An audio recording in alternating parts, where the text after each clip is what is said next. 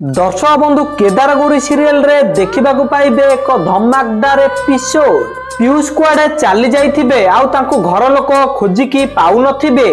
गौरी गुरुदेव कहबे पीयूष हठात कुआडे रात्रि उठिकी चली गला आउ से मेसेज देला मु मां को पाखु जाउची माने दिल्ली जाउची। मते काहेकि संदेह लागुची मो भाई विषय रे मते टिके सूचना दियंतु। गौरी एमिति गुरुदेव को कहबा परे केदार गुरुदेव कहबे पीयूष ठीक अछि ना। केदार एमिति गुरुदेव को पचारिबा परे गुरुदेव कहबे पीयूष तम मानकटू बहुत दूर को चली जाइची। आ गुरुदेव एकथा कहबा परे केदार आ गौरी पूरा आश्चर्य होई जिबे। आउ एपटे पीयूष मां आ स्वप्ना बसिकी पीयूष को विषय रे कथा होउथिबे।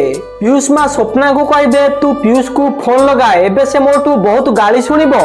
पीयूष मां एमिति कहले स्वप्ना कहबे पीयूष मां आपण गाली करिवे हेले ताको फोन टा ऑन हेले तो तापर पीयूष मां कहबे ताहले आमे ताको कांटेक्ट करबा केमिति। पीयूष मां एमिति कहले स्वप्ना कहबे गौर दीदी कहउथिले आमे ताको मां को फोन करि परिबा।